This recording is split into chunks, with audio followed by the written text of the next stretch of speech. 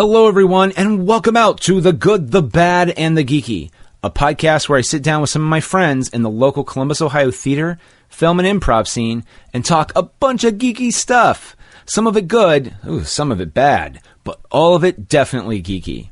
If you enjoy our programs, be sure to subscribe to our show on Apple Podcasts and to leave a review, or subscribe and leave a review wherever you can get podcasts.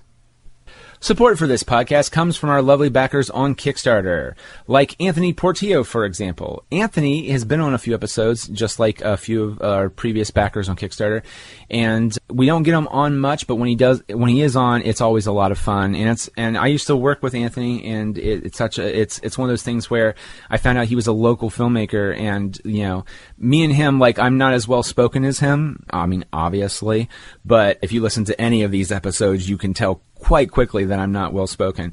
But Anthony is very well spoken, like all my other guests, but he really cares and is compassionate about film of all types. And you can really hear that when you hear him speak. So check out those episodes if you can. Anthony, thank you again for backing us on Kickstarter.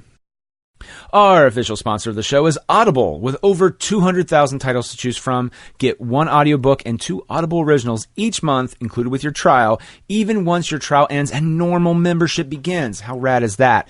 Best part is you own your library, meaning you keep the books even if you cancel with Audible. Plus, you get easy exchanges. So, don't love a book? Swap it out for free anytime. Sign up for your free trial over at audibletrial.com/goodbadgeeky. Download the Audible app and start enjoying your new audiobook. In this episode, I am here with Sean Wheeler from Cinema Wheeler-Tay. Woo! And we're going to sit down and talk about Joker on this episode of The Good, the Bad, and the Geeky. And a word of warning, there will be spoilers aplenty, not just on Joker, but just about anything that we may talk about. So listeners, please beware. And is there anything you want to say about Joker, comic books, or anything else we talk about in this episode? Join in our conversation by interacting with us via social media or email, Twitter and Instagram as username goodbadgeeky@gmail.com or just goodbadgeeky. And we may read your comment on the show. Enough on my end.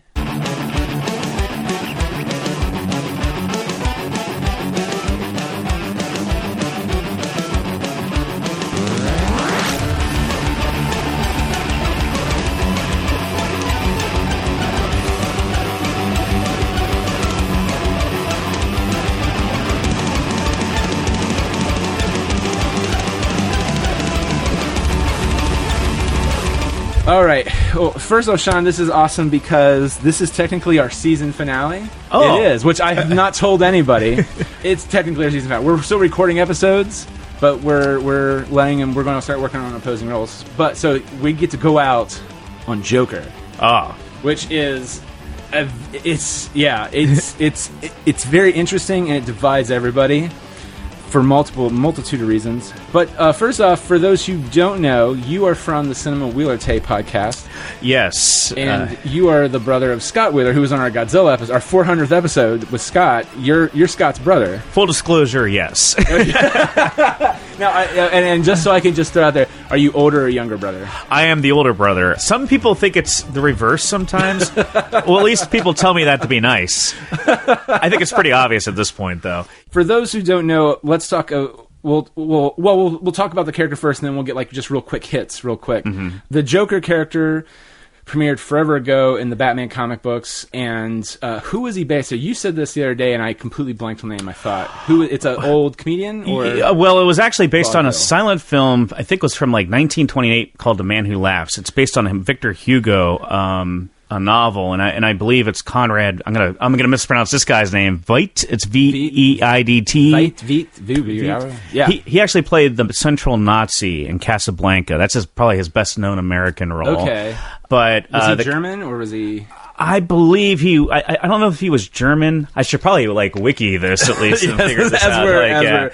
Well, I also didn't tell you we would be. You know what I mean? No, that's fine. I'll look this up if we don't mind. But I know that in the movie. Just full disclosure too, I'm a huge Batman fan, and I've been for 30 years since the '89 Batman came out. Yeah, it's Veidt, so it's Veidt, and he is a German actor. You're absolutely right. Okay, the character of the Joker, for the most part, has many particular traits, and one of them is that nobody knows what his origin is. Yes, consistently, like and it's the beauty of the character. It's all, and it adds to the mystique of the character. But it's also, and it can be dangerous if you try to show the origin. It can go it can go multiple ways. It can be good, but usually the ways that are good, they make it questionable if that was really what happened. I know Mask of the Phantasm kind of leaned towards, I think, was it Alan Moore's The Killing Joke origin, where he was a stand-up comedian. I think it was also a mob boss or something. Well, I think Mask of the Phantasm kind of drew from the '89 film with Jack Napier being the alias. Well, I think they hinted at Jack Napier in the animated series was the alias. Yeah, it was the alias. Yeah. You're right. It wasn't the... But that's from the movie, not the comic books. The comic books never, like you said, revealed that. Well, I just remember, I think they did show him doing stand-up or something, or he was outside of a comedy club. He might have, which was hinting towards, because he was also a mob lead. Now, I think in Killing Joke, he was. He was a mob guy? No, he was strictly a stand-up. He was a failing stand-up comic, and I think his wife was pregnant at the time, and he was trying to hold them up, and he got involved with the mob because he was so desperate for cash. Yeah. Right. So he's like the everyman. It's like almost like a Hitchcockian tale, where like the average everyman who's failing, and nothing's going right for him. Everything's going in the right. I love that story, by the way. The Killing Joke. Highly recommend it. And not to spoil it for those who haven't read it and hopefully will read it, but I mean, I think Batman points out later. He's like, "Well, I've searched down those leads, and none of them add up to anywhere." So so if you've heard that origin from him, it's probably a lie. Yeah. And so then it's just, well, is it truth or not? I find that to be one of the best parts of the Joker. Like Dark Knight's take, getting kind of into what you were saying, Heath Ledger's take was, he goes, one of the big recurring things, they did it 3 times, so it's not a joke officially, but like, for the Joker, I guess it is. He's like, you want to know how I got these scars? Yeah. He's like, my father beat me. And what is it, the Gestapo smile? Is that what it's called? Yeah, that's what they call it. Yeah, terrifying. And I'm so glad they didn't necessarily show it, because I was like, they're going to show this. Oh, God. But then Maggie Gyllenhaal's character, he's like, do you want to know how I got this smile? I did it myself. He's like, why so serious? And you're just like, okay, wait a second. And I think during the interview with Batman, he changes it again. Yeah. That is one of the defining characteristics of the Joker. Is always keeping you guessing as to where he actually originated from. Exactly. Yeah. And so what's interesting about this movie, and I didn't think of this until tonight, is that what if the whole movie is a lie? Yeah. And it did not hit me until today, and it made me appreciate the movie more. So, because we're half hour into this, quick hits on the movie. Sure. Wait, this is the season finale, so it's all gravy. Perfect. The quick hits is of it. My first instinct watching the movie was it was a good movie. I just didn't want to see it ever again, because it's a weird thing, and I kind of think there are multiple factors on why I feel that way. First off, there's a lot of bad shit going on in the world, and it gave me conflicted feelings of. Because I feel like with Scorsese, ironically, because of the week this movie came out, it's also a Scorsese love letter, because it's technically Taxi Driver and King of Comedy. Yes. Especially King of Comedy, for sure. Yeah, absolutely. And Bob De Niro plays the talk show host, and he was the lead comedian, I use that quotations lightly, from King of Comedy. But so I feel like that stuff going on, too, mixed with just my fear. And also, I'm not going to lie, I was nervous I was going to get shot. Just because of the way the atmosphere of the country's been, I was nervous. And when we went into Dublin, they did have an armed guard there, and I instantly go like, "Oh, I feel a little bit better." But so, because Sarah's like, my wife was like, "Are you okay?" Yeah. I was like, "I thought you were excited for this." I was like, You know, I won't lie. There was definitely an edge when I went to see it. It was on the Thursday night, which was the opening night. Yep. Before I got in there, I'm like, I normally don't do this, but I felt that way in 2012 after seeing The Dark Knight Rises, because we bought advance tickets for that. It was the day after the shooting in Aurora. Was it Aurora where I it think took it was place? Aurora, yeah. And it was based in a Batman movie. Yeah. And I was devastated because, like, man, I love Batman, and Batman's world can be dark and melancholy. And there's also, I'm going on a side tangent again, but there's the animated series, I think, best encapsulated Batman's world, in which everything is deeply tragic and sad. Yeah. There's a melancholy, there's almost a fable-esque quality to that show in the way it presents the villains, which is what I always responded to it, is that Batman's villains are just regular people that were shoved aside by society in one form or another, and it forced them into crime eventually. Which is important for this movie. Yes. Because that's technically... So, and again, I will say, like, even in The Killing Joke and even kind of in Mask of the Phantasm, and not as much in Mask of the Phantasm, but in Killing Joke especially, that origin of Joker, it is kind of tragic. Yeah. Because he's just trying to do right by his family, and then you get the sense towards the end before he gets the dump into the chemicals that his wife may or may not be cheating on him. There's a weird subtext that his marriage, he thinks his marriage is great, and it's really not. Yes. And that in itself then becomes more heartbreaking because he's doing everything for the family. Yes. And you know... It's awful. It's a really heartbreaking story when you're reading about it. I remember as a kid reading it, I was like 13 years old. It was around the time the 89 Batman came out. And like I said, I love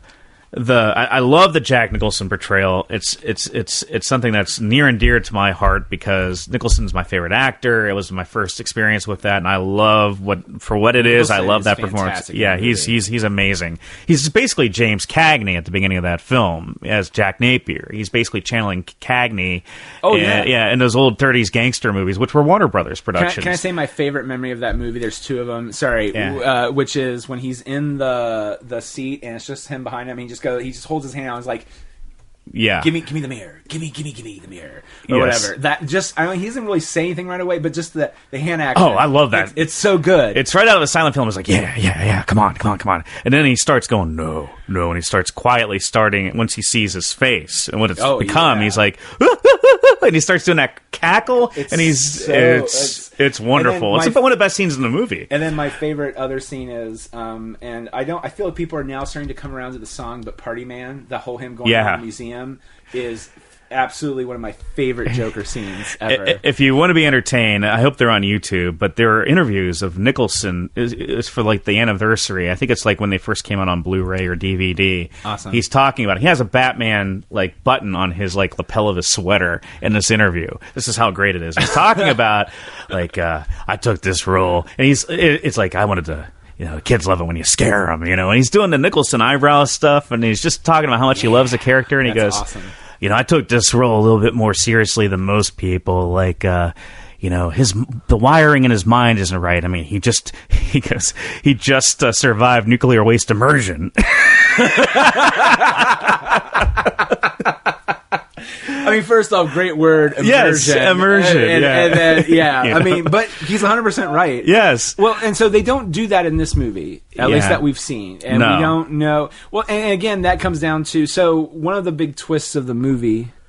I'm sorry. Let's get into your quick... I gave my your that's quick fine. Hits I gave my take on everything but the movie. No, it's okay. It's okay. I really enjoyed a strange word for this movie, like you said. Oh, no. I was moved by this portrayal, and it channels Travis Bickle and Rupert Pumpkin, and there's something that really affects me when I see a character that is struggling to connect on a social level with anybody else. Like, he is trying really hard to connect and find it. And anybody who's felt like an outlier at some point in their life for one form or another, you cannot avoid empathy for a character like that. It doesn't condone his later actions. No, not That's at all. the tragedy of it, though, for me. It's not... It's that all of these events and all the things that he's processing get to a point where he just keeps being pushed and pushed and pushed till he has to do it. I don't know what the difference is between someone who is able to keep their moral grounding and stay put, like, no matter how angry I am at the world and how I'm not connecting with anybody, how I'm staying intact, that I'm not lashing out. There are people that just have that in, and then other people, it just, like, their brain wiring just keeps going over. Now, he was off his meds. No joke. Not literally off his meds at one point. I think that was, like, the final straw that pushed him over. Yeah. And I remember feeling the same way about Travis Bickle when I watched Taxi Driver. I was like, man, I feel so sorry for this guy. He's trying so hard to connect. He just doesn't have the tools to connect with anybody. or relate to anybody. And no one is giving him the tools to help him, and some of that stuff, the tools that he does have, are being taken away. And Rupert Pumpkin, like, you feel bad, but at the same time, Rupert Pumpkin is more like the Michael Scott of criminals. Like, he's just, there's no self-awareness, and he is kind of self-centered in a way. He just keeps pushing himself, like he's owed something. And I think that De Niro, I compared De Niro's performance in The King of Comedy more to, like, Steve Carell as Michael Scott, just like, ugh, it makes you wince, but you're laughing at the same time. But you're also like, oh man, this guy is just. And just for those with context, if you've not seen King of Comedy, Jerry Lewis is, and that in itself. And I remember I rewatched that like a year or so ago, and I mean, I'm sorry, Jerry Lewis, I feel, hasn't really acted in much of anything. No. Except for his MDS specials. I'm not a fan of the comedy. Let's put it that way, usually. But in that, he was phenomenal. He was fantastic. Yeah, and you're just like... And he's a prick in that movie, too, really, in his own way. AKA, he's Jerry Lewis. Yeah, exactly. Exactly. He's playing himself. It's a phenomenal performance, though. His reactions are... It's the total opposite of what you normally associate with Jerry Lewis, where he's over the top. It's really deadpan, really droll. And very grounded too. He looks like Lou Reed in that movie too. He was Lou Reed. Damn, that's okay. I always felt that, which makes sense in Scorsese's world in a way. But that's true. Well, so those two films borrow heavily from Scorsese, or this film borrows heavily from those two films.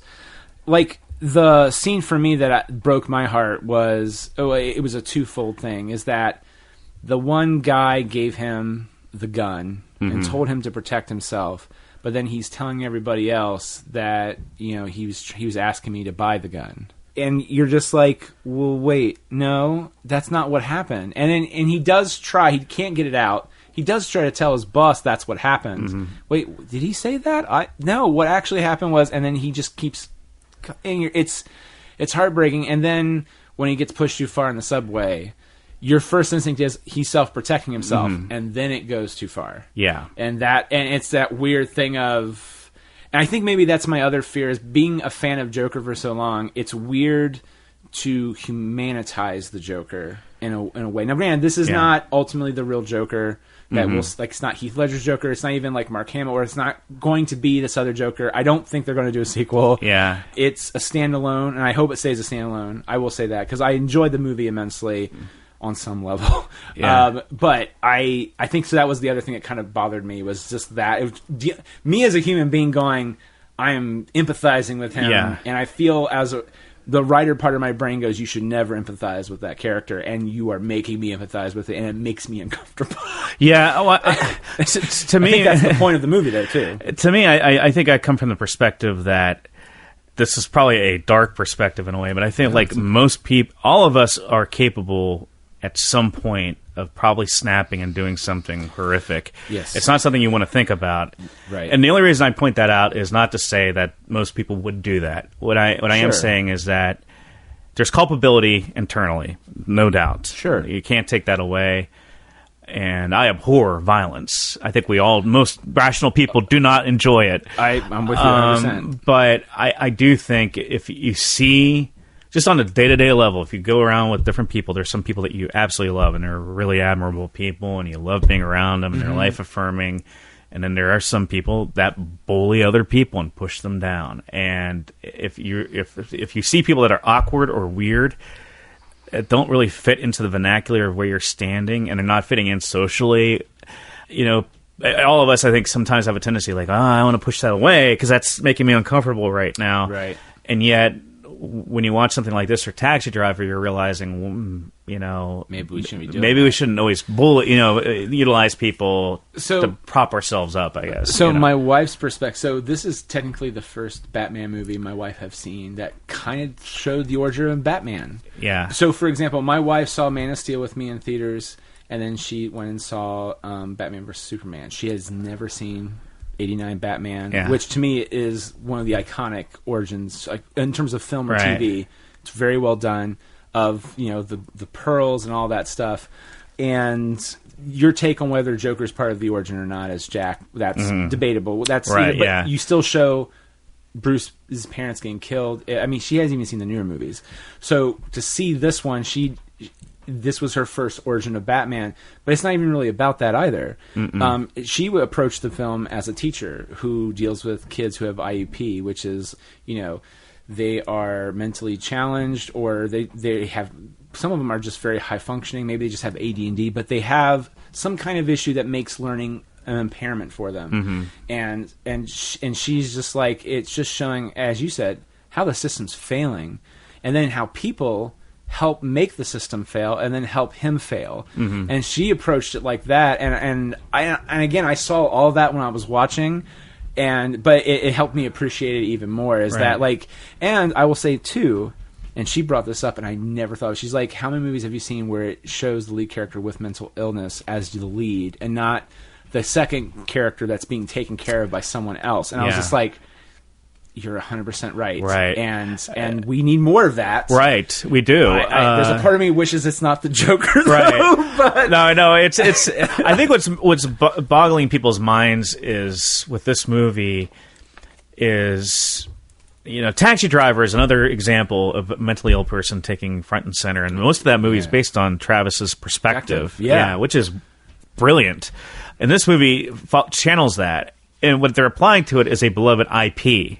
Like, the Joker is probably one of the most beloved characters in comics, which is strange because he's a psychotic killer, but he is. But let's face it, we're drawn to villainy. Like, Darth Vader is popular for a very specific reason. Every villain is popular for a very well. Because here's the thing: good villains, in my opinion, not only are justified in their right, they make you feel that they could be justified. Yes. And that's the fear. And that's what makes them dangerous. Like, I remember growing up, again, this is more kid-age stuff, even though I feel it's a good movie, the animated Lion King. Like, if you've been in any relationship with a friend or a family member, there is that weird family dynamic, and you get jealous. And what point does that go too far? And, well, you have a brother. You probably know that, and he probably has the same feeling. Which is like, I don't think you and Scott would throw each other off a mountain or anything. No. We probably, when we were kids, had our moments, but no, especially. But that's what I'm saying. Like, you do feel kind of bad for Scar on some small level that. And then you realize, oh, he also has the cojones to pull this off. And technically he does. He's one of the few Disney villains that he got what was like, Simba grew up. So it was like, 5 years? He ruled the Pride Lands into... Ugh. But I feel like a good villain does that. And I feel like with, in this one, you definitely see that side of how Arthur, our Joker in this film... definitely got to that point. Yeah. It is also scary, and my wife mentioned this too, I did not catch on this. It also discusses mob mentality, especially towards the end of the movie. Yes. The mob mentality, and that's scary. And actually, we're living that right now. We are. And 100% right. Which, it's heartbreaking. It is. And it tackles that as well. But I mean... Yeah, there's just so much to unpack in this movie. There is, and which is what is beautiful about it. It's a movie that you have to discuss with people and discern and break apart. And I love when you have a movie that you can actually discuss what it's trying to say. And I care a lot about the things it's trying to say too. So not only are you hitting a lot of those nerves for me, you're also packaging Batman on top of it, which makes it like, geez, that's a lot to unpack. Yeah, I think the thing that's throwing people off, like I said, was the IP thing. And Arthur Fleck, I think people struggle empathizing with somebody they know is going to be a killer, because I think there's an element of all of us that wants to say, if you're a killer, you're a monster. You're no longer human. Yeah. And I get that the acts are, but the truth is, a human being did these things, not a monster. Right. It wasn't the boogeyman. It wasn't the Headless Horseman. It was a human being. And I think in order for us to understand things, we have to accept that this happened with a human being. There's a human, three-dimensional person who did this stuff. And that makes people very uncomfortable, because then they have to kind of analyze, there might be aspects of all of us that have, And most people would not go to the extremes that a psychotic killer would go. I don't want to go off on a side tangent, but I feel like one thing that could prevent a lot of this from happening is not giving everybody immediate access to guns. Or weapons. No, I agree with that 100%. When you have that kind of condition. Well, I mean, look, in all honesty, and this is my take on this, might be controversial. So this is my irony. Actually, this is the truth, and I was thinking of this today, and it made me feel horrible. To kill time, I will play video games now. Wait for it. Call of Duty released their mobile app, where you can play multiplayer for free. For those who don't know, Call of Duty is a war game where you kill other people. I have been obsessed with that game for the last 3 days. It's just killing time. No pun intended. It's taking time up from the day. It's making the day go by faster. But I hate guns. At no point do I ever want to hold a gun. My dad worked at a correctional institute, and I remember he brought a gun home one time, and he's like, I hate even having this here. Yeah. And he's like, do you like guns? I was like, I mean, no. I know what they are because TV and movies. And he's like, do you ever want to fire one? I was like, not really. He's like, well, good. Then I won't tell you where I put it. And then he never did. Matter of fact, when I moved out, I finally saw the gun, and he's like, I'm selling it because I don't want it. And the only reason why he kept it is his boss gave it to him, and it's one of those like. And so I think when his boss came over, he would pull. I was like, here's the gun. It's now up over here. But like, yeah, he didn't. And so I feel the same way, which is weird because then I'm playing a game where I'm going around, tackling people, I guess you could say, is another. You know what I mean? It's a weird thing, but at the same time, also like, people shouldn't have assault rifles. No, it should not be accessible to people. Like, I don't understand how you can get with. Because here's the thing: the smaller guns can still kill the terrorists if you're that fucking worried about it. And I don't think we've outlawed shotguns. That can do some badass shit too if you want to go down that path. I don't agree with that path, but you can do it. I am with you 100% on that. So, that's another weird thing I've been dealing with too. On top of all this is going, I hate guns. This is how I feel about guns. I am also now playing a game where I'm holding a gun all the time. Ugh. And then also I have weird feelings about this movie where it talks about how this guy got a gun, defended himself, and then took it too far. Yeah, it's a weird thing, man. And it is. It's not an easy. I want to bring up an example. The first major kill, the one that really there's a subway scene we could talk about, but I'm talking about when his friend who sold him the gun or gave him the gun, which is ambiguous, gets butchered in Arthur's apartment. Damn.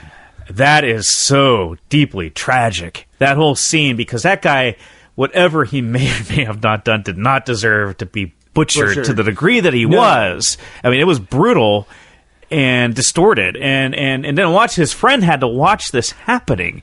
Right. And I'm like, I know, some people love these scenes, but I'm like, I'm deeply disturbed by this whole thing, and I don't like it at all. I don't like what happened. It's tragic that Arthur went that far with his own friend.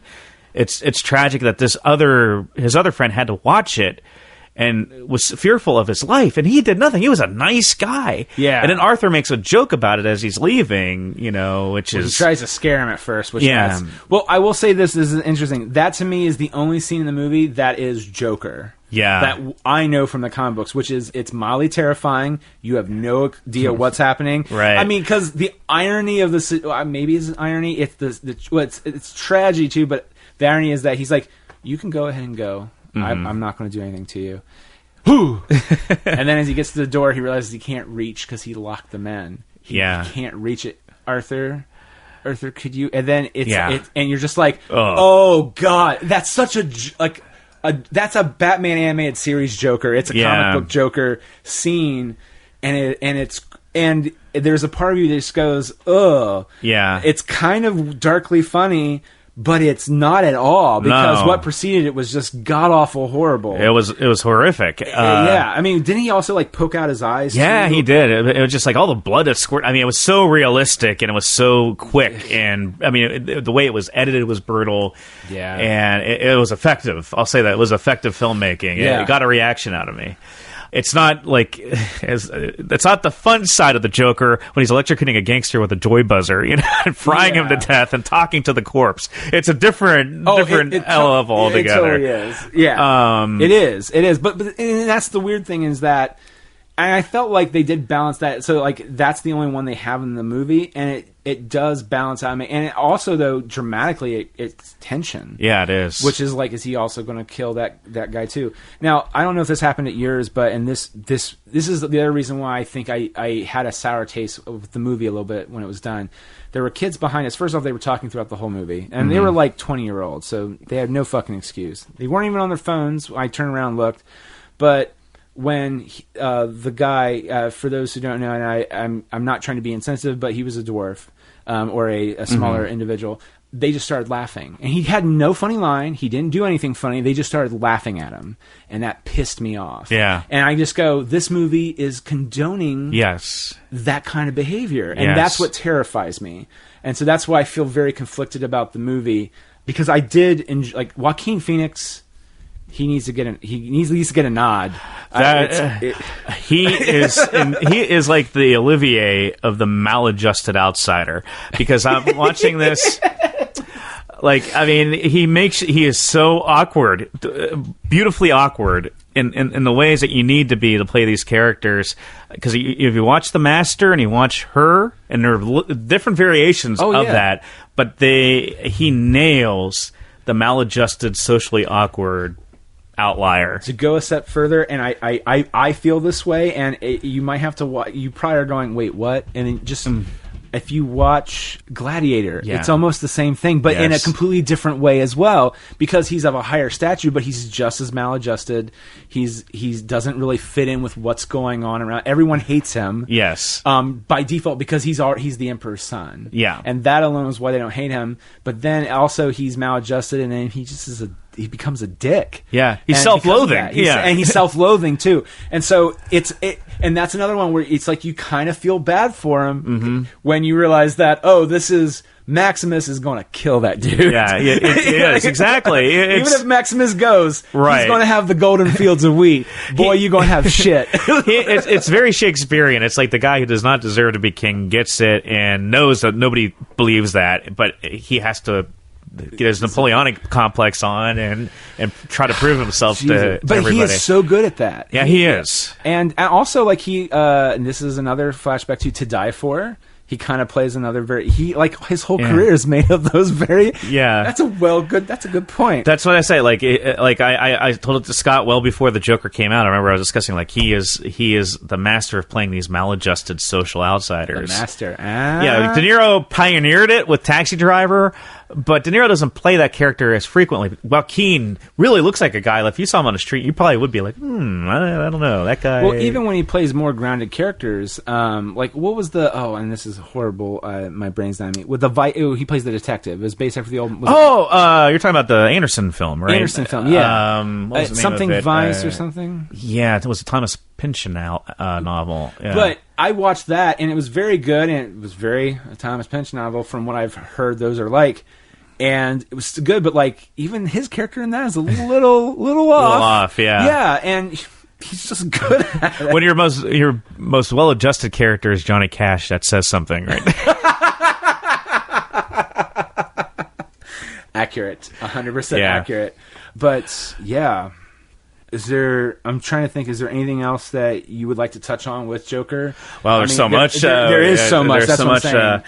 Number one thing I was shocked that Todd Phillips had this in him because there was nothing in his filmography that suggested he could make a movie like this. I'm conflicted about him too. Yeah, I know because of recent comments. Right, and it's just like, dude, you're doing nobody any favors. No. Yeah.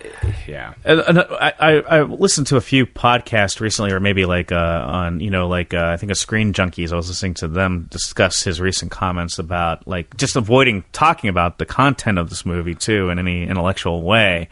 Well, you directed this. You obviously put things into this, and you're not prepared to talk about it in junket interviews or anywhere. Yeah, it's kind of strange. And then, of course, the woke comment about comedy, which is.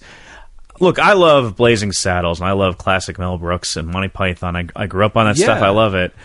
But I'm kind of tired of the Blazing Saddles argument that you couldn't make it today. If you make it today, own it. And just say, this is what I had to make. But you have to be careful that people know you're punching down with that. Because Sheriff Bart was the smartest character in Blazing Saddles. Yeah. And that's why it worked, because it was anti-racism. It was using racism like Mark Twain did to show racism was terrible and shouldn't exist. Right. But you have to have a certain level of talent to pull that off. And first off, you have Mel Brooks doing that. And then also, I think he was also smart enough to get Richard Pryor to do all of Bart's dialogue. Yeah. I'm sorry. It was Brooks did Bart's dialogue, and Pryor did all the racism stuff. He did. Yeah. Pryor wrote, I think, Mongo was the character he worked on.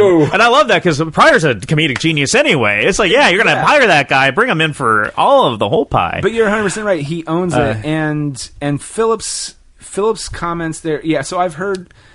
Yeah, to the point where now they're not doing really any interviews unless it's Joaquin Phoenix, and even then, he's not even really talking about the movie. But he's always been that guy. Yeah, like I watched a Jimmy Fallon interview with him, and at one point, he kind of, and I don't think it was a bit.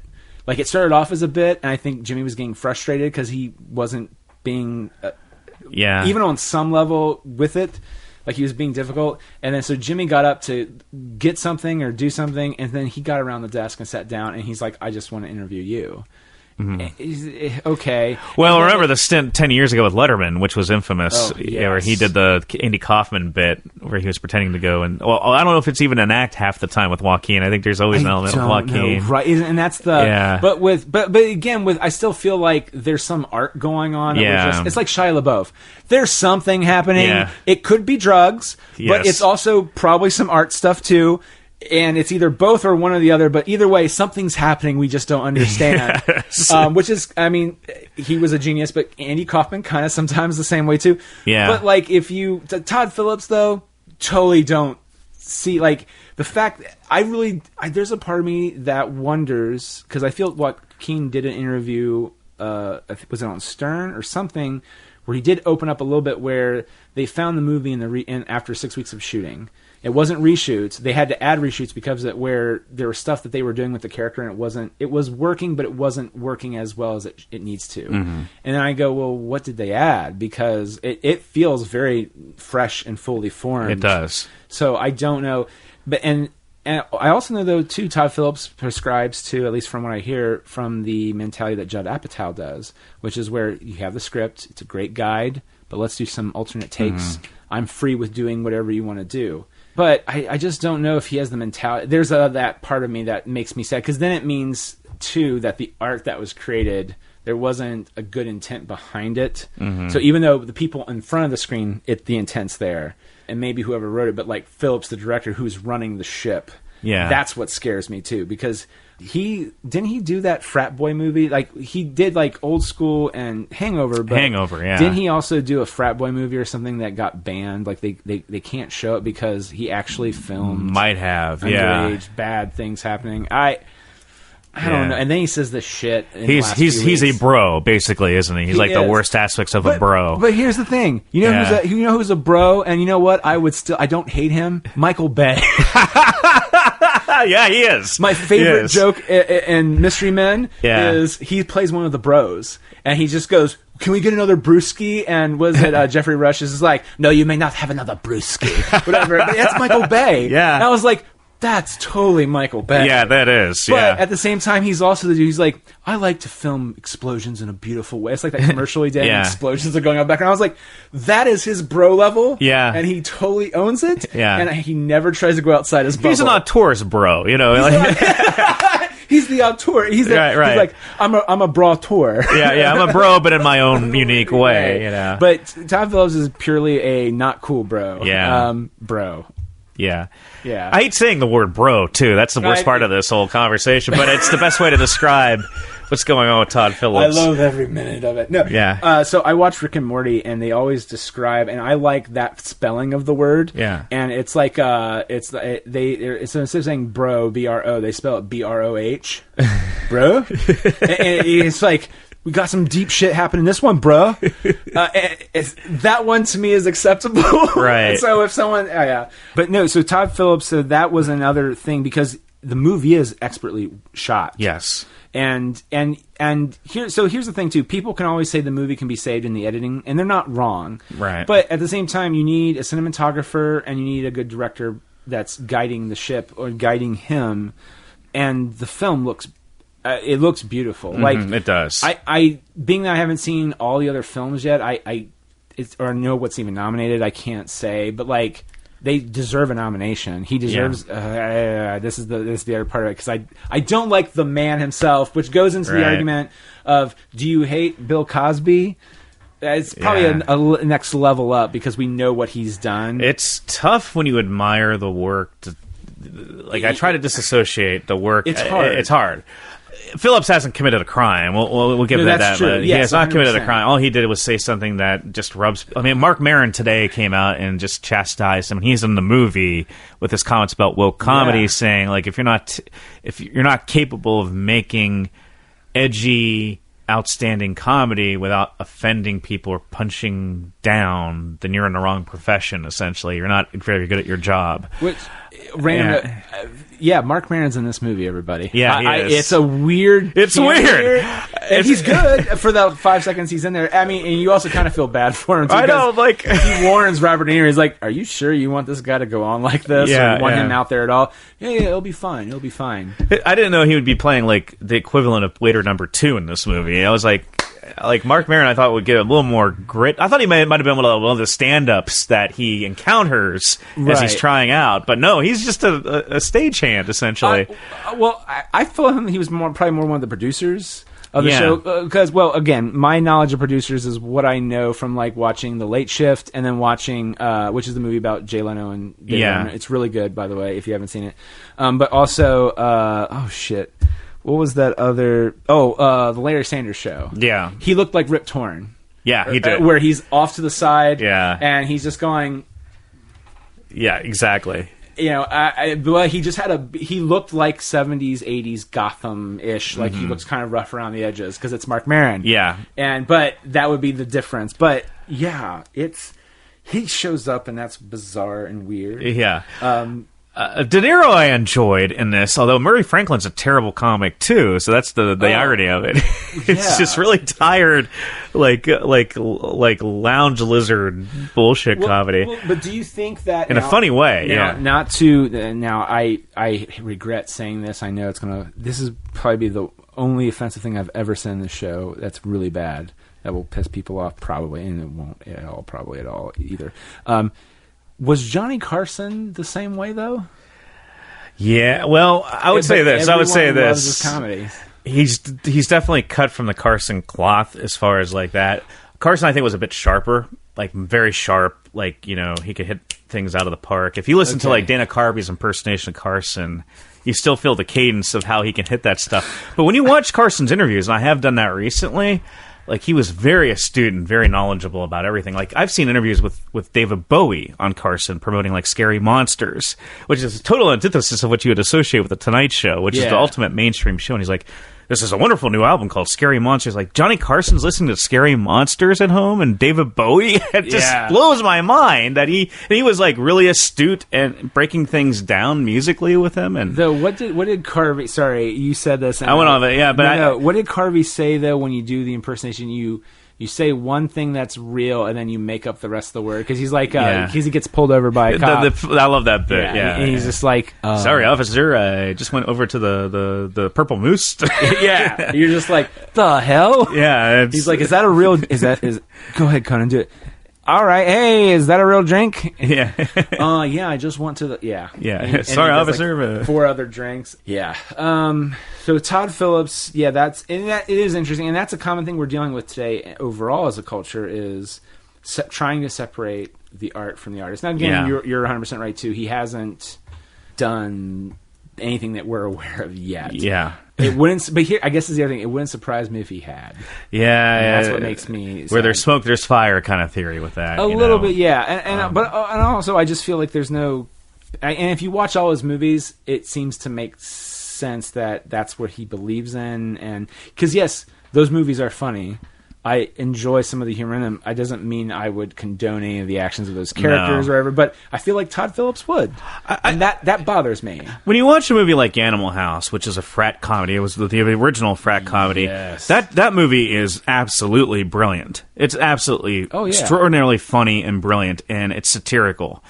And it is. I think people took that concept and they wanted to reenact it versus looking at it as, you love the Deltas because they're outsiders. You love the Deltas because they're on the lower end, and they're just scrappy. They're trying to... And they're fighting the man. They're fighting the man. You know, there's this established corrupt institution. Dean Warmer is a substitute for Nixon in the Nixon administration. He's my favorite character in the movie. I think John Vernon's fantastic in that. John Vernon's fantastic. Even in Killer Clowns in Outer Space. Yeah. He's not... Even though he's slumming it there, he's doing great work. The double secret probation, I will quote endlessly because it applies to so many situations. That's right. Yes, and there's a secret consul in the Faber Constitution that allows the dean to have unlimited power during times of campus crisis. I mean, it's brilliant. It's like Watergate. It's basically channeling Nixon. And then he goes, "It's time for someone to put their foot down. That foot is me." So, like, Harold Ramis is a true comic genius, and so is Doug Kenny, and Landis is problematic too in different ways. You know? He is, and literally death occurred on his set, and that. And it's really funny. And I like that movie. Not that section, but that movie in general. Well, and the thing is, what's sad too is that section of the movie, it's tragic because of what happened. Yeah. But it is actually like the story that he is trying to tell. It's sad that the care wasn't given behind the scenes that they were trying to show in front of the camera. Yes, because that did hit home, and that's one of those ones too where it's like.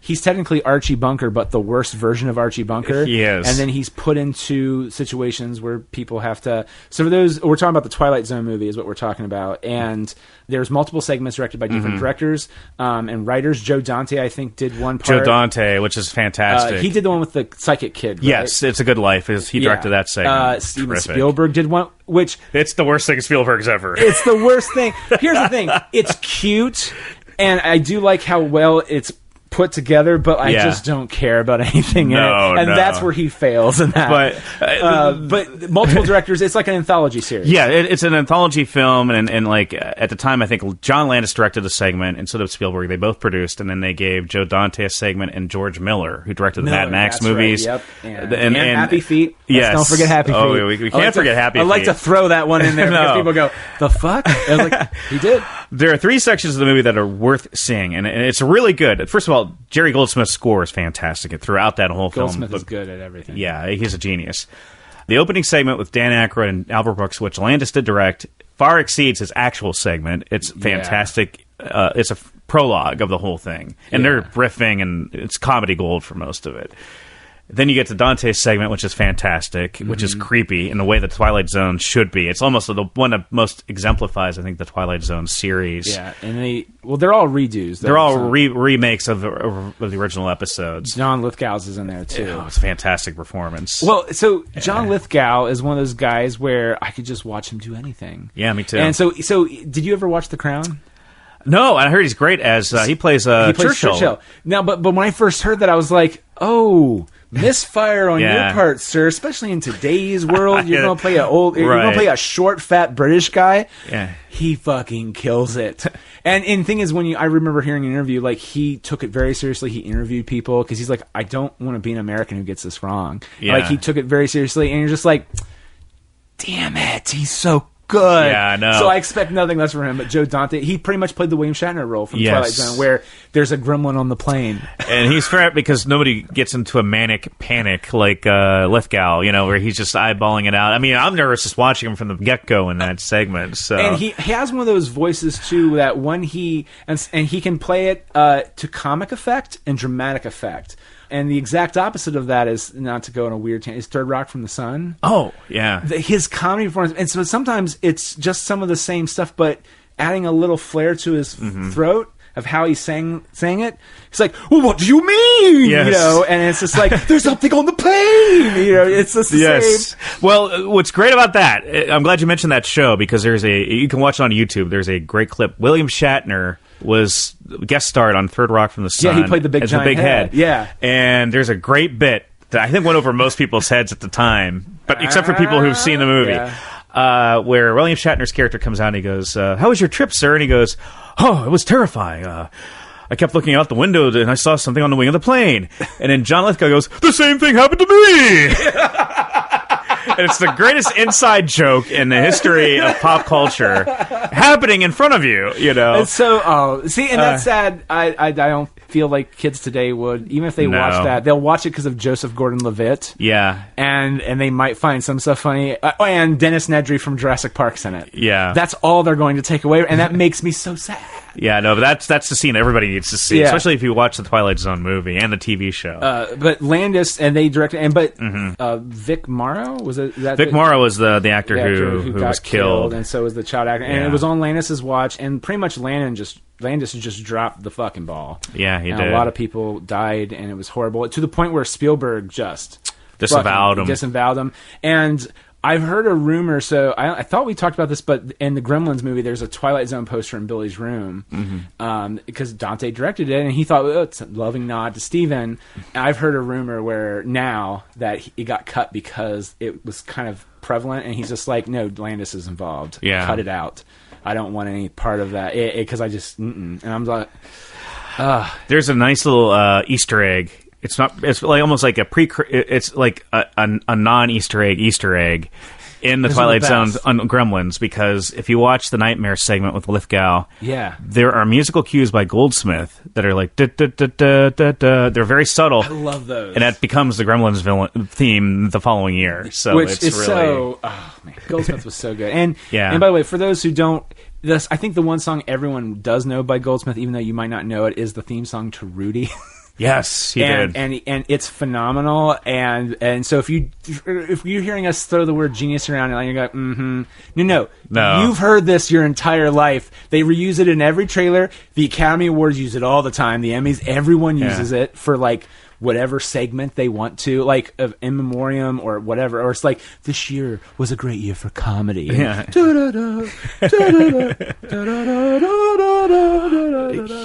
He also did the theme, The Patton, which I love. Like it's that's Goldsmith. Yeah.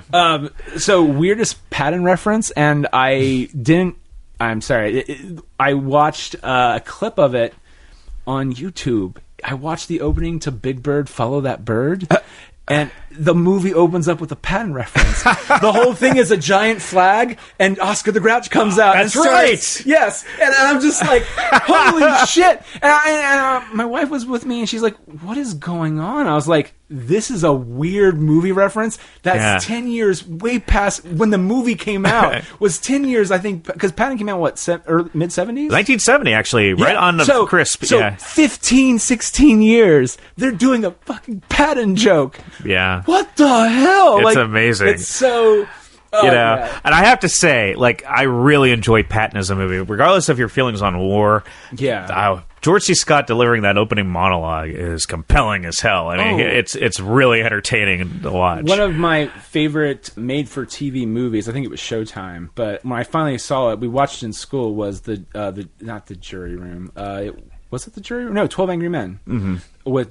It was an all-star cast. Oh, yeah. Yeah. It was great. George C. Scott. He played juror number 4, not 4. Was it 3 was the asshole that wanted to just kill the kid. Yeah. And then juror number 12 or 11, the Henry Fonda part in the original, because Lee Cobb, I think, played the original, right? Lee J. Cobb was in the film. Yeah. That's a great performance, too, man. Oh my God. Lee J. Cobb is amazing in that. So, a lot of people remember Fonda, but when I watched that movie, I remember Cobb. And also, I can't think of his name. It's Jack something or other. I think he passed away just a few years ago.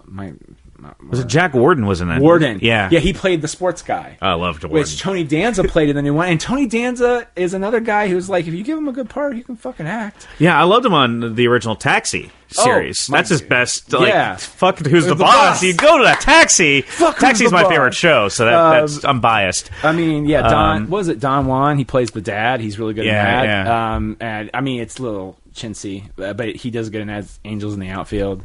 Yeah. But no, that whole movie with Jack Lemmon and George C. Scott going off each other. That's great. It was hard. And Gandolfini was in there. And so was I can't think of his name. The guy who played Grissom on. He was in Palance, right? Yeah. Jack Palance. Not Palance. Grissom and CSI. Oh, I thought I was thinking of Grissom and Batman. No, sorry. Sorry. That would have been great. I'm on the jury now. I'm on the jury now. I can do push-ups with one hand. And also, you can call me Curly. That's right. Or Curly's brother, Merly, or whatever. You are not man. Yeah. Yeah. Isn't it weird? Like, as he got older, he started to sound more like the caricature of people who did Michael Douglas. Yes, that's He's like, how do you say? Like, he actually, it almost felt like Jack Nicholson was doing him a little bit. Yes. Oh, there's one scene where he's channeling him, like, when he's like in Bob, just remember, you are my number one guy. So he's channeling Palance, which I love. So, and the thing is like, I also wonder too, would Nicholson tell him he's going to do that, or just Nicholson just fucking did it? I think he just did it. And then I'm just like, because Palance is old school Hollywood, which is, you respect me. Because even Nicholson is too, but Nicholson was the new breed, like with Fonda. The new Hollywood, guys. Yeah. So I do wonder if he just did that and Palance is like, fucking asshole. Well, I know. I listened to the commentary for '89 where Burton said, number one, he cast Palance because he needed somebody that would convince the audience that Nicholson would respect him, that would intimidate Nicholson. That's good. He needed a guy, because that's hard to do. Nicholson's such a charismatic presence. That's very true. But he also said he was a scary guy, because I guess when Burton was trying to give him directions, like, let me tell you, Sonny, I've been working in this business since 19 so-and-so, and you better not touch. Like, if Jack Palance was starting to point his finger at me, I would be scared shitless. I mean... Yeah. Well, I mean, so that's the interesting thing. So someone who directs occasionally for like Mad Lab and do shorts or whatever... This is one of the things that I've never had this experience. I don't think I ever will. But if you give a direction to an actor and they're just kind of like, no, fuck that. And they just do whatever. I've not had that, and that is terrifying if I would. But, like, that to me is a feeling, or it's just like Superior's like, do you know how long I've been doing this for? Blah, blah, blah, blah, blah. It's like, Bruce Willis, like, look, say what you will about Kevin Smith, but when Bruce Willis would not give his director what he was asking for, and then he was an asshole about it, there's no need for that. No. Because what was it? He just said, look, I'm really sorry to do this, but I'm not getting what I need. We're going to do take 3. What the fuck do you want, Kev? He's like, this is a weird thing, and I'm so sorry, but I'm looking from something that, look, you gave, what's her name in Moonlight. Like, I'm looking for that. Yeah. And he just goes, and deep down, Bruce was pissed because he hasn't really acted in that long. And because he's just in Bruce Willis mode. Yeah. And then finally, he did like 3 more takes wrong, and you could tell he did it on purpose. And then finally, the last time, he did it exactly as Kevin wanted. And he's like, fuck you, that's what that was fuck you. And he just walked off. Or something like that. And you're just like, what the hell is wrong with Bruce Willis? Yeah. Well, and then he started doing interviews where he was being an asshole to people. And I was just like, you're a douchebag, and I don't like you anymore. Well, he's a terrific actor, too, honestly. He is. He's really good. Tom Cruise, I feel, are right now in the same path, which is they're doing movies that make them money. Yes. And that's good. But at some point, I feel Tom Cruise is... I still feel energy from him when he's in a movie, even if it's like an action film. Yeah. That he could go and act and do something else, but he's going to stay in that. Bruce, I just feels like, I'm doing this. And he's just like... Oh, it's also a douchebag comment to make about somebody who's clearly a fan of your work. If he's referencing something else you did, that's a good thing. That's something you should not take for granted. Which is weird, too, because he got Kevin the job on Live Free or Die Hard, and they were friends on that, and he got him to help him rewrite the script because it was not great. And then they did that, and it just fell apart. And you're like, damn. So I've never had that experience. I don't ever want to have that experience, and I don't know how I will handle that experience. But I think Jack Palance was more entertaining getting angry, though. That's the difference between the two. You probably have more... Well, Tim Burton also, especially then, I think that was... Because he did Beetlejuice. It was his 3rd feature film, I think. Yeah. And like... So Michael Keaton, yes, but he already worked with Michael in Beetlejuice. And had a wonderful working relationship, it sounds like. Yeah. You know, very creative pairing. But you also have Jack Nicholson, who possibly is terrifying, and then you also have Palance. At some point, and Tim, if you've seen him, especially in that time, he's very much... I feel like he was much more of a quiet individual. I feel now he could probably hold his own. Oh, yeah. Or even after Edward Scissorhands. Well, he's dealt with Johnny Depp. I think Nicholson and Keaton got Burton really well. Like, you know what I mean? Good. As quirky as he was, because Nicholson started out as an animator, which not many people know. I did not know that. When he moved out to Hollywood, he originally started working as an animator or in animation studios, at least maybe not a full-fledged animator, but I think he was working as maybe an aide, you know, like a... I got someone else started. Do you know who else had started that way? And it blew my mind. Beverly D'Angelo. Oh. Worked at Hanna-Barbera. which she's from Columbus. Yeah. Sorry, but no. So Nicholson, he got a job as an aide or something. He started out in animation and then eventually went on to become an actor. Was Warner Brothers, Disney, or was I'm sure it's out there. I forget exactly which studio he was working for, but I don't think he was an animator like full fledged. But I think he was working in that but venue. Still, you're like, he probably walked by Chuck Jones, or if he was in Warner. Yes. Termite Terrace closed a long time ago. People, I don't think, understand that. They just assume that a whole group is Termite Terrace. And it is, and it's easier way to say that. I was disappointed because I went out I actually took the studio tour at Warner Brothers, and I was looking for Termite Terrace, and it was like shoved out to the side, or it's no longer there. I'm like, man, you didn't save that property? That's like, is this one of the most historic things on your whole lot, right? You know. Well, I always thought it was interesting. I think it was the guy who played Baby Bear. I think you in your podcast was it Freeberg? Freeberg, yeah. Stan Freeberg. Yeah, Stan Freeberg. He said in an interview where they would occasionally have to go to random movie sets to record dialogue, and so they would be sitting there doing these Bugs Bunny voices without being sped up yet, and so it was always a blur because they would just go from Studio A or Studio 1 to Studio 2, and there's like 3 different movies being made at the same time. Yeah, and they have no concept of what cartoon they're doing anymore, and I was just like, that's fucking rad. Yeah. So Joker, yes. Man, we have a lot of footnotes for this podcast. But yeah, so we talked about Todd Phillips. We talked about some of the mental stigma in this movie. We talked about the gun thing. Now, do you feel the ending was made up, or not, that the whole thing was made up, or do you feel like just the girl was not made up, or do you feel like there are other lies that we just don't know, we can't grasp yet? Oh, I think it's a movie that you're going to be dissecting for a long time. I think it's intentionally ambiguous, kind of like Taxi Driver's ending, where you didn't know if he was just dreaming, that Sybil Shepherd came back to kind of connect with him, or he's still in the hospital recovering from all the injuries. And I think this movie is going to be dissected that way. I don't have a theory that's fully formulated. I'll have to see it a second time to really get that going. But I would say with the Joker, you never know. Yeah, that's true. Just throwing out there, do you have any other thoughts on Joker before we... Let's see. Outside of Joaquin Phoenix, which I think is definitely deserving of at least of an Oscar nomination, and I think it's going to resonate beyond... It's different from Ledger's because the characters are different. Well, honestly, I don't really consider them the same character. They're not. I mean, this is more of a character study. Nolan's films were more sociological. Like, they were a reaction to 9/11 in the guise of Batman Year One. Sure. This is a character study, and I love character studies because you're getting into the insights to somebody, how they act and behave. Yeah. If you took all the Batman trappings out of this would just be a psychological thriller of a man going insane. Yeah. And it still is. That's what's effective about it. The only thing that is added is that he ends up looking like a clown at the end. That's similar to the Joker in some way. Yeah. But that's the only thing that makes it a comic book movie, really. It's a character study. Now that you said this, it popped in my head, and it's a weird feeling that I feel with right now. I'm feeling with, and I'm going to commit to it, which is I love Nicholson's purple suit. I love anyone who dons the purple suit. Even Heath Ledger's looked good. Yeah. But goddamn, the face makeup or whatever, but like I would like to see a movie that had a realistic suit like Joaquin wore in this one, where it looked exactly like what you see in the comic book. Yeah. And yet it feels like I love Dark Knight. I even love Nicholson's, but it feels like a set designer or a costume designer designed that, found it out. This one feels like they went to a store, he got whatever he could find, and it just happens to be that whatever. Yeah. And that is awesome. It is. It is.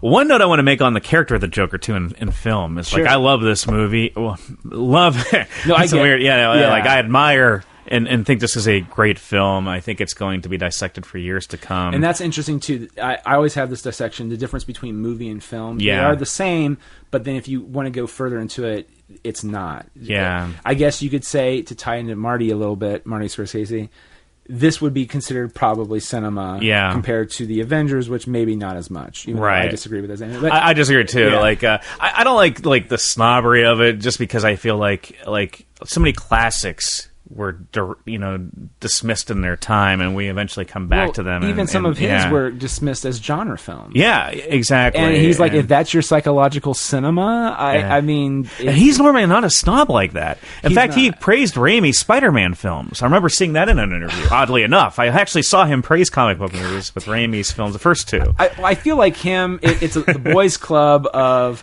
I don't know if they even talked to De Palma, but like that group, maybe Lucas...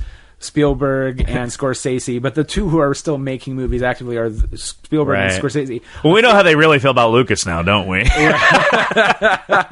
And Spielberg to some degree. I kind of feel like they have their opinions, but it's starting to... I feel Netflix is kind of pissing them off. Right. And I feel they're just getting agitated by everything, and they're just responding because people will interview them. I posted about this too, and I just want to make it clear: you could admire somebody and think they're a terrific artist, and you can respond exuberantly to their work, but it doesn't mean you have to agree with every opinion that comes out of their mouth. It's okay to have your own opinion, and he has his own opinion. That's true. And it doesn't make you have to like his work any less, because it wasn't like it was mean-spirited. He was just giving his honest take on it. And there's a part of me that kind of gets it. This whole summer for me has worn me down of IP movies. Yeah, I think I can see the fatigue. That was the other thing I think with this movie going into. So like I said earlier, my quick hit was I don't think I'm fine with never seeing the movie again. Yeah. That's not true. No. But that's how I feel right now. I will probably see this movie within like a few years, and and I will probably walk away and feel more things about it than I am now. It's a weird thing going on, and that's why I say that, because it is a good movie or a good film, as you're saying. It's cinema, and it should be talked about. It should be dissected. It should be Yeah. Well, I mean, it's like A Clockwork Orange or Taxi Driver. Those are great films. Yes. I can't watch them every day. If I am watching them every day, I might have to check myself in and say, like, there's something wrong with me because I'm really depressed because I'm keep being drawn to these movies. Yeah. And the ultimate case is Requiem for a Dream, which I can only watch one. That is too dire. I mean, I respect it. I think I recommend it to people. Yeah. I cannot watch it. I've only watched that. That's another movie I've only watched once, and I just... dire. It is bleak. What I was going to say with this is, I loved this. I really like this movie. I love character studies. I really responded to that aspect of it. There's a fear with me, which is odd, that I think because Ledger's performance was so effective and this, that it's challenging people to make the Joker more and more grotesque. And I've seen it in the comic books, where I think there is one storyline, I think it was during Scott Snyder's run, where the Joker ripped off his face and had to tape it back on. And I'm like, this defeats the purpose of what the Joker's supposed to be. The Joker's supposed to look like a clown, just an evil clown. That's the whole irony of it. And I think if we try to make him more and more horrific, it's like I always said, like, at one point we're going to see him without makeup, and he's just going to be a really deformed, disgusting human being, and they're going to call him the Joker. And I'm like, well, everything that we really responded to him is going to be gone. See, that's interesting. I thought that was absolutely fascinating, because to me, clowns look like they already have their face like painted, like it's and so to me, I thought that was really cool. Yeah. But I've also read. So I've gone into Batman recently because of Snyder and Capullo, both of them. Was it The Court of Owls? I have that series, Pack Rat, where I go to all the time. They're like... It's a great store, by the way. It is a great store. I great went to people. them, and I went to Teresa and Jamie. I was like, look, I want to get on the Batman train, but I want to do graphic novels. What do you suggest I buy? And I was like, I'm hearing a lot of stuff about Snyder, but I'm also hearing some other things about these other classic stuff. What do you suggest? And they're like, from what we know of you so far, you need to do Court of Owls. Oh. And that will be a good jumping off point, because then it'll lead to Hush. It'll lead to all this other stuff.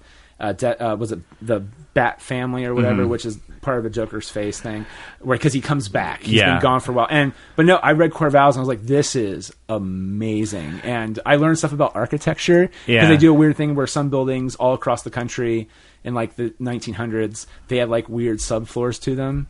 So it's probably where, if you want to go further into it, being John Malkovich, that's probably where the 7.5 floor came from. Oh, yeah. Because the owls would hide in those little spots, or the organization would, if I remember correctly. And yes, I remember that, and so technically you realize it's Batman going back and going, that's why I would never find them. I didn't know it existed. How could I find them of that? Isn't that weird or whatever? And I'm just like, I was totally engrossed with that. So I was interestingly enough intrigued by that, but I do get that you're 100% right too, is that it's more horrors being thrown into, and Harley Quinn too. Yeah.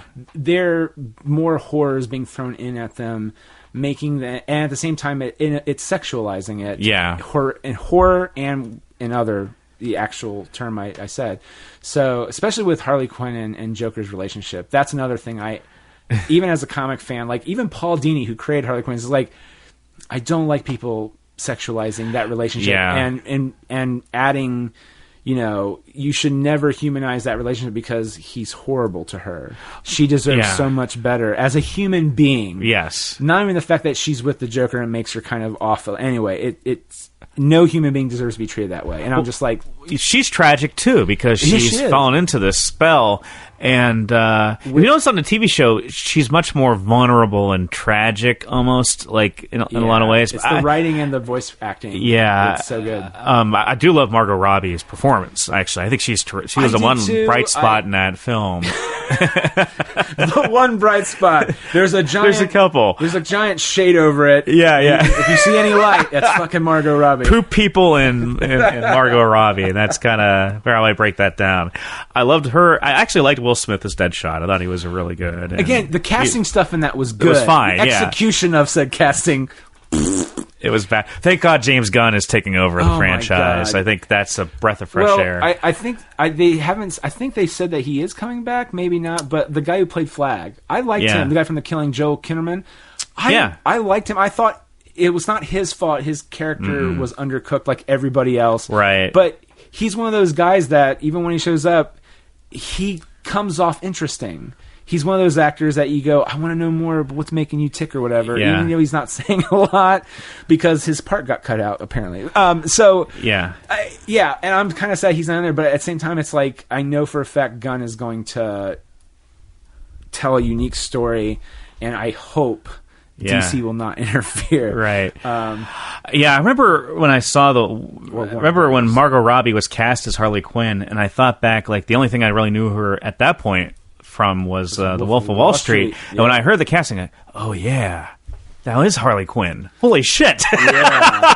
That's perfect. And she was brilliant. She was absolutely brilliant. Wasn't she also in The Big Short, where she played herself? Technically, she's in like the bathroom. She's like, let me explain. Yeah, I think so. Yeah. And I'm just like, in a bathtub.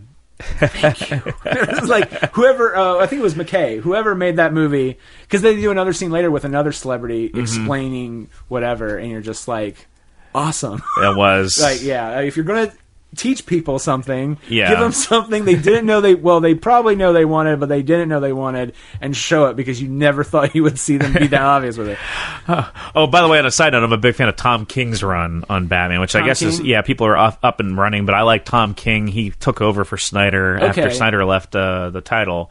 Not that I'm completely well versed in everything in currently in comics, but I've loved Tom King, especially his relationship between Batman and Catwoman is really, really good. I've heard some of the press releases for that, and people are getting their panties in a bunch over the Catwoman Batman because they got married. Yeah. And I just remember I was like, it sounds awesome. Why are people like, or at least read it first and then poo-poo over it? That's the thing. Like, don't focus so much on the story beats, but look at like the dialogue and the actual relationships that are being depicted. He's really good with character and relationships. And honestly, and I do feel that, and especially with comic books, especially in film or in their actual born medium of comic books, the writer, in a way, the artist, but it's interesting when it's now becoming again and known for it being a writer-driven medium. Granted, the artist is also a writer too, because they're showing you the picture as it's going. Without that, the words might not make 100% sense. But I love that you can go and look for a writer and see their stories, because I feel like back in the day, it was Stan Lee, but sometimes it wouldn't be Stan Lee, but you wouldn't know that. No. And same thing with DC stuff too. You wouldn't necessarily know. I think Kirby would be the only guy I can remember, and Bob Kane are the only guys on DC's run that I could sit there and go, that's it. And then when I grew up, I think I can't remember his name though. He drew Superman for years. Was it Jurgens? Oh yeah, I forget his name. Yeah, but he I know, did Batman for a little bit, then he about. jumped over to Marvel, then came back Yeah. because he did the death and rebirth of Superman. Right. And that's when I was growing. But he was doing Superman for years before that. Not just that. He did it like starting in the 80s, I feel like. I think. Don't email me on that one, people. I have no comment. I just know that he did do Superman for a at long some time. point. Yeah, it's considered one of the until I think Bagley on Spider-Man, it was one of the longest comic runs. And I think before that it was, what's his name? He drew, Ditko, not Ditko. Who's the guy who replaced Ditko and Kirby on Spider-Man? Oh. Kirby wasn't on Spider-Man. His son is now, I can't think, he co-created Kick-Ass. It's Mark Miller and something Jr. It's going to really bug me. He drew Mary Jane. You hit the jackpot. That famous panel. His name. Yes. It's really driving me nuts. That is a great panel, by the way. It is. Like, it's the whole thing is just, but I can't think of his name. But yeah, those guys, it's one of those, I think he had a long run too. And then it was Jurgens. And then, So didn't Capullo also do The Flash? He might have at one wrote point. And drew it. I just remember I listened to an interview. It was like a 5-minute clip and he said they're like, dude, we loved how you ended it, which is he was running in the air in the sky or something like that because it was something weird like that where he's like, I think there's someone's hijacking a plane, and so he just goes to him running towards in the air. And I was like, that sounds rad. I want to read that, and I haven't been able to find that graphic novel. So yeah, but yeah, it's interesting that writer medium and James Gunn's doing Suicide Squad, and then they allowed Phoenix and Phillips to do their take on Joker. I agree. Like, I think DC's heading in the right direction. I think we're going to see more of these one-shots. Like I said, it could go in the other direction, too. Like, I think a great idea would to do a Superman film similar to the Joker in the 1930s when it originally debuted, and like do it like amazing. As a His Girl Friday kind of dynamic, where Lois Lane could be more Katharine Hepburn-ish. And if you want to go further with it, you could also have it if you want to keep that going. If you want to, my writer brain was like, well, you could do Kingdom Come Superman, where he has the gray in the hair. Maybe not the storyline of Kingdom Come, but you could do older Superman, and then how he fits in today's world. Right. And then you can, and hopefully you do the good stuff in the 30s that. When it carries over into the current day stuff, you don't get into bad Zack Snyder. Yeah. You can go into where he was trying to go to, not where he actually went. Or you could do like the New Frontier or something like that. Okay, yeah. Oh, that would be great. See, that's my favorite DC story. Actually, is the New Frontier. New Frontier. I just really, DC, keep it up. Exactly. We want this from you and all your movies. Do. And they're heading in the right direction. We're getting Gunn involved with the Suicide Squad, the Sadly, Wonder Woman 2. They're not keeping him. Oh, yeah. Yeah, that's well, it's also the good side because we get to see how Guardians ends. Yes. Which is good. But no, there's a part of me that's just like, but is he going back? I heard that he's staying around. I think you Marvel. should be able to work wherever you want as a director. You know, I do agree. too, but I feel like in today's world, right, we're still the movie side behind the scenes. Sometimes it still feels like it's almost going back to the studio system where it's like everybody's exclusive to one company because of the DC Marvel deal. Well, but hey, you know who did it officially on front of the camera, because we haven't seen a lot of those. I'm aware of mixes back and forth. J.K. Simmons. Yeah. Both. I mean. Well, he had that one shot as Commissioner Gordon. And one shot. Well, so I heard somewhere that he is, if they do the next Batman movie, the Batman or whatever it is by, I forget, Matt Reeves or whoever is doing it, he is supposedly still, at this time, still playing Gordon. Oh, I thought it was Jeffrey Wright was in the running. Oh, Jeffrey Wright? Yeah, he might play Gordon. Yeah, that's a really cool choice. Here's the thing. I'm good with all of them. Yes. If it's a good actor, I will totally... I'm 100% with you. But I want the script to be good and the director. Well, that's the most important thing with Batman at this point. Like, I'm a past, like, who plays Batman? Because, like, anybody can look great in that cowl. And there's a lot of actors who could play him. Except for George Clooney. Yeah, that's the one. You're absolutely right. Yeah, the last person that really too well adjusted to play Batman. But I think the director is the most important thing for Batman at this point. His take on the character. Well, okay, we should probably wrap up soon. But one last weird thing to ask you. I like Batman Forever, but I don't love it. But I like it. It's an enjoyable film. It's kind of like Aquaman to me. Oh, but I hate Batman and Robin. I thoroughly do not enjoy that movie. I kind of feel like in the last 10 years, they associate both movies until I say, oh, that's the one with the Riddler. Like, oh, that one was good. I was like, no, you just said you hated it. And you pointed out Val Kilmer. So yeah. what's going on here? I kind of feel like they've lumped both movies together. Do you hate Is it Batman like Forever too? It's like the Nelson Mandela effect for movies, where people are kind of combining them into one.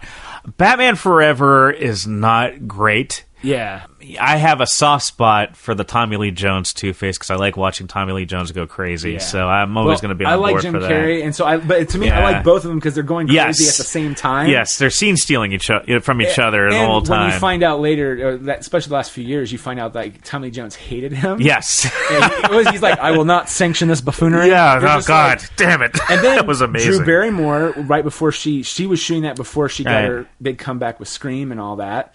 And I was like, so she's kind of, because she thinks she's Sugar or Naughty and Nice. She plays one of the angel devil characters for Tommy Lee Jones. And I'm just like, cool. And then you have Val Kilmer and Nicole Kidman. Yeah, and Nicole Kidman, who's tailor-made for that kind of material anyway. God. She's tailor-made to make like this a femme fatale Batman. without being a femme fatale. Yeah, she was great. Chris and that O'Donnell, role I thought was good as Robin. For that version of Robin. And honestly, he was the best part of Batman and Robin, and so was Alicia Silverstone, even though her dialogue was horrible.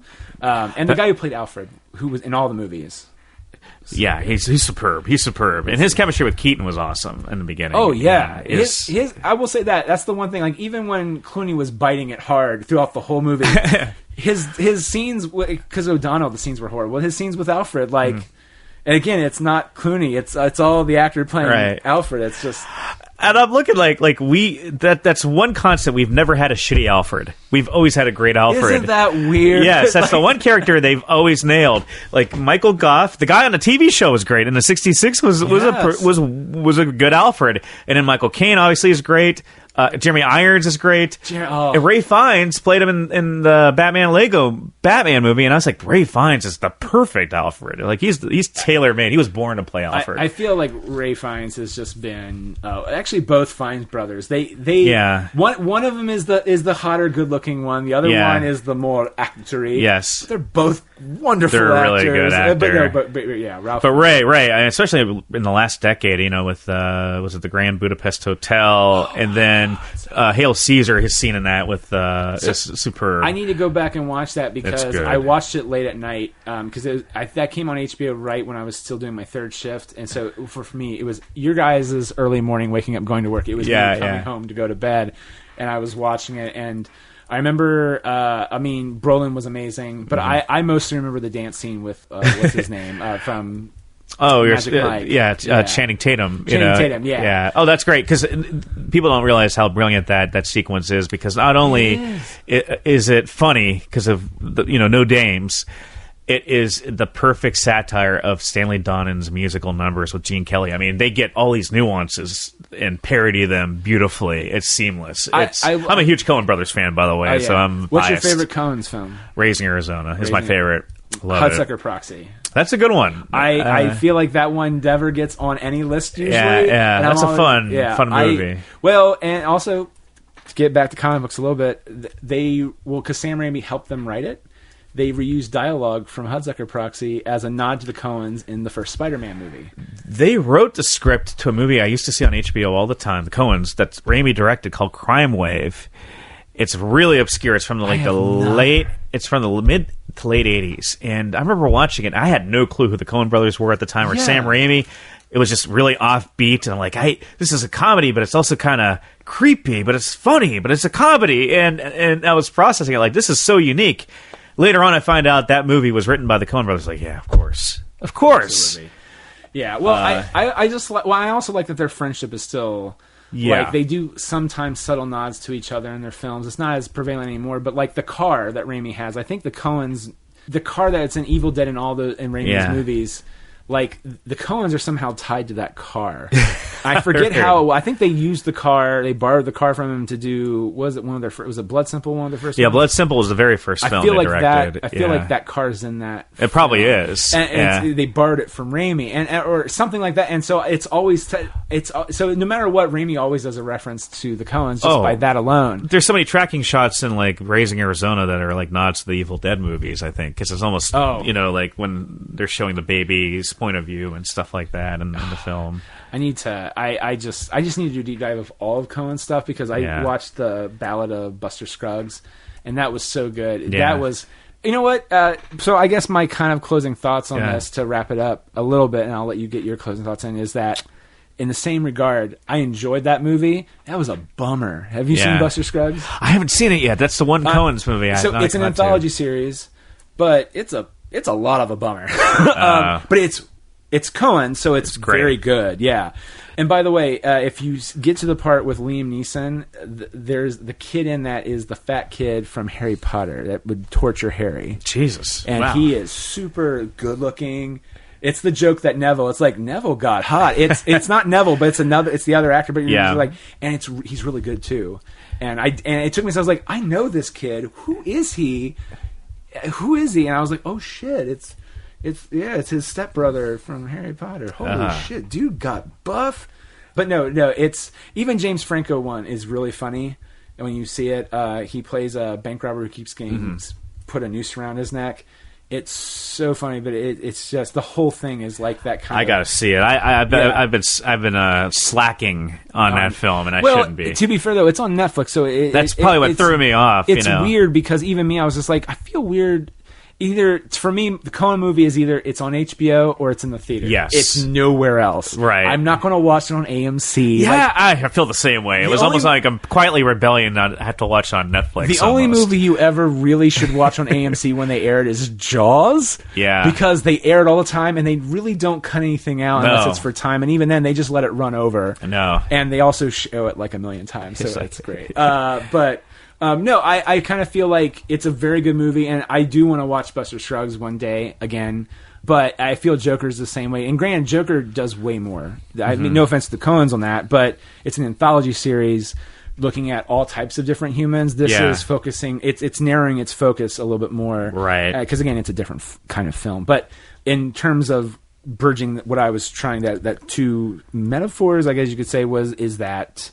I enjoyed the film. I do want to see it eventually, but right now my mindset is I'm good for the moment. Yes. And I will appreciate it, and especially after letting it sit for a few days before we recorded this, because I saw it Thursday too. Mm-hmm. Yeah, I really it's going to take me more time to see it, and I feel like you maybe not as much. Maybe I haven't rushed out to see it like I usually go to see a movie like this, and because the same reasons you mentioned, like it's a tough watch, and I want to let it simmer a bit, then I'll go back and see it again. Yeah. At some point, it's the anti-Infinity War where you wanted to watch it a million times after seeing it because it was so much fun. 100% accurate. And I loved. Oh God, I can't tell you how much I loved that movie because I hit all the Saturday morning cartoon beats for me when I saw it. Oh yeah, it was great. But the Joker is an actual character study that's dark, and you're in this guy's mind. You need a break from that after a while. You need to get back and watch something light and fluffy. You really do. You really need to balance that out. That's why, lately, that's no disrespect to the film. It's just how you have to process it. It's like when you watch Schindler's List. Yes. Fantastic movie. I try to watch it every 5 years or so, within 5 years, because it's one of those things you just shouldn't forget. You should always remember. I mean, and of course I break down like a little girl every time he goes, I could have sold my car. And because you realize, like, oh, you've learned from this. As a character, but there's some supposed truth to some of that where he wished he could have done more, and he didn't. He realized he didn't act as soon as he possibly could have, and that in itself is just so tragic because so many more lives were lost.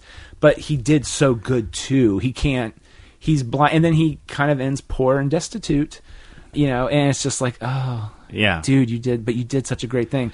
I mean, I don't think he'll ever. I don't before he died. I don't think he ever truly appreciated that. But that's one of those movies where it's like, you don't want to just watch it and go, let me watch that one again. That was a crowd pleaser. I'm balancing it out this week by watching Rocky, which is a movie about an outlier who triumphs. There you go. That's the anti-Joker. He triumphs, but doesn't he still lose at the end of the first movie? Or is that two? He loses the match, but he gains self-respect. But that is good. That is self-fulfillment. Actually, is a better way. I think he kind of respects himself. I think he respects himself. I think Adrian has a little bit more respect for him. And then I forget. This is how long it's been. A long time since seeing Rocky. But Burgess Meredith, Rocky, go in there. He has respect for him. You need a manager. You need a manager. Yeah. I ain't got no management. I'm 76 years old. I'm tired. And then cut to his career later when he did Grumpy Old Man. Yeah. He's like, oh, which is like, There you go, Burgess. Yeah, I mean, but he's a good actor. And he's a penguin. That ties him into Batman. So that's the original. Yep. The original Batman's penguin. Oh, so Frank Gorshin was the Riddler. Yeah.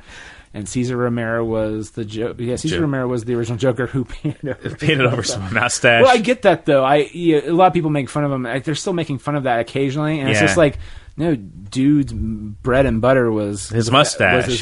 Yeah, no, he was a Latino lover. That was his reputation. Was like the Latin lover. I get that, and I was like, dude. This is the moneymaker. I'm not going to cut that off. Paint over that shit. And or nowadays, it's like CGI. He captured the Joker, man. I'll give him that much. He still did all the giggles and everything. Oh yeah, he had all the Joker beats you needed. Even when the show got a little like, especially if you watch it now. Back then, it was considered like top level. But if you watch it now, it's campy. Yeah. I heard people say back then it was kind of campy, but it was still enjoyable. Right now, you have to have your brain in a different mode. Yeah, it's a '60s show all the way. Yeah, but I just remember there's that one scene where he's talking to Batman on the phone, and very clearly Adam West is like, from where you and I are. Yeah. And he can't fucking hear Batman. Come the fuck on. There's a great bit on the TV show, and it's clearly intentional. I think Adam West kind of pioneered the Leslie Nielsen style of comedy that we loved in the 80s. I think he was the one who really did that deadpan style of comedy. There's a great scene where Commissioner Gordon calls Batman up in the Batcave. Oh, and he calls Adam West. He goes, can I speak to... He's talking to both Bruce Wayne and Batman, and he doesn't change his voice at all. He just goes, yes, Commissioner, this is Batman. Hi, this is Bruce Wayne. It's the same voice. It's clearly a joke, and he plays it beautifully. It's funny. He's beautiful. I don't remember that scene, but it hit the rounds on Twitter like a month or two ago. Yeah. And I was just like, this is gold. It is. It is. There's another clip, too, where... And it's just... You feel bad... Because they were talking about how you feel bad for... was it Burt Ward who played Robin? Because he never gets a cool prop. Maybe he is always like, rubbing his fists together, going, "Gee golly, Batman!" Blah blah blah blah.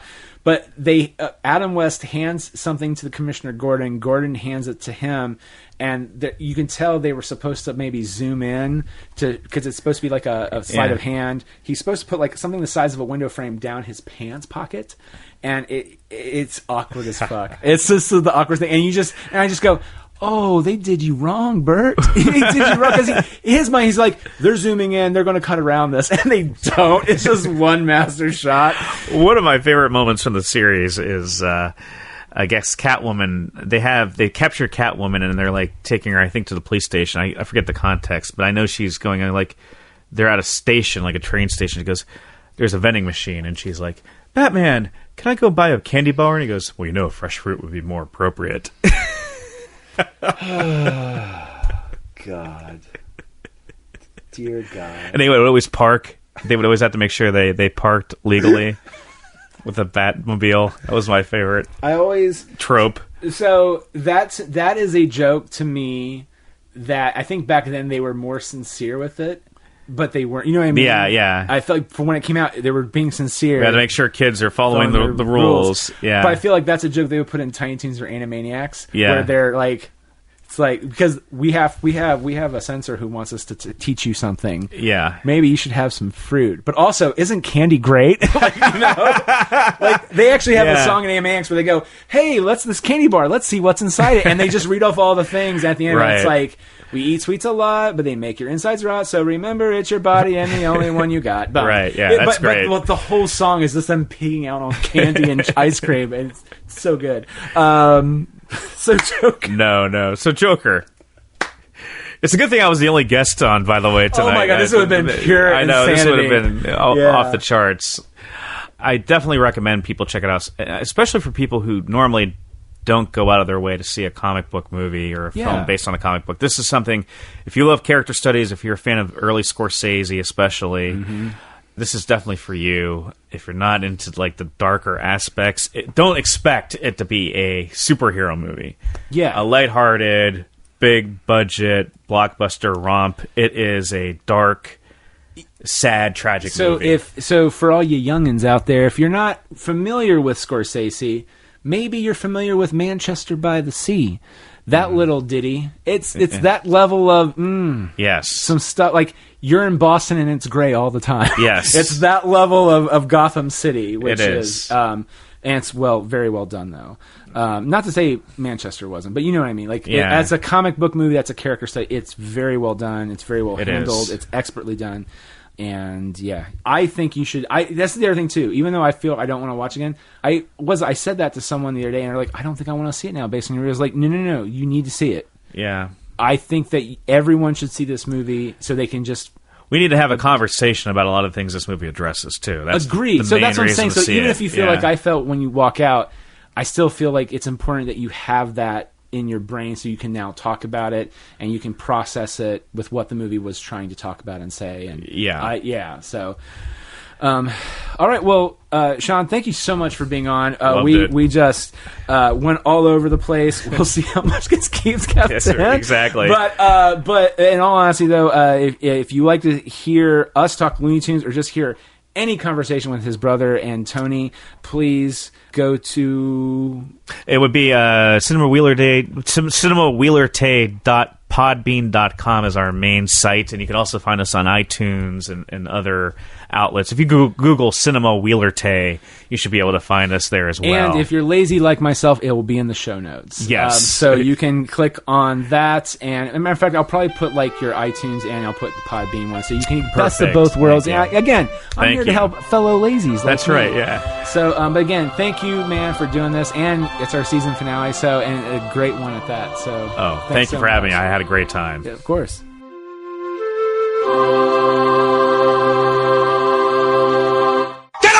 Jeez! You're a creep! Go away! We're having a good time until you start up, cheapers! Go have some coffee with cream or something! Because I'll tell you something! This is a happy place!